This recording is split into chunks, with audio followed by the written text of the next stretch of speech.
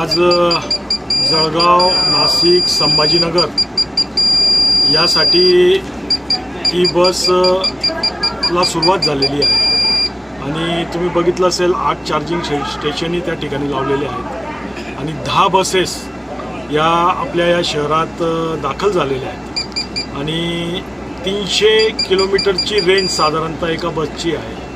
तर पहिल्या टप्प्यात आज 3 बस यांच्या एस.टी. महामंडळाच्या वतीने या ठिकाणी सोडण्यात आलेल्या आहे आणि आज त्याचं उद्घाटन झालं आणि याच्यामुळे जो संकट या देशावर आहे डिझेल, पेट्रोल, गॅस, इंधन वगैरे गोष्टींचा त्याचाही जो तुटवता आहे त्याच्यामुळं ई बस सेवेमुळं आम जनतेला हेच डिझेल त्या ठिकाणी उपलब्ध होईल आणि त्याच्यामुळं सर्वांचं एक चांगलं काम या ठिकाणी आहे. बस बघा अतिशय सुंदर आहे, AC पॉवरफुल आहे, लाईट आहे, असं वाटतं का आपण प्लेनमध्ये बसलो आहोत. अतिशय सुंदर अशा बसेस सरकारने या ठिकाणी उपलब्ध करून दिल्या.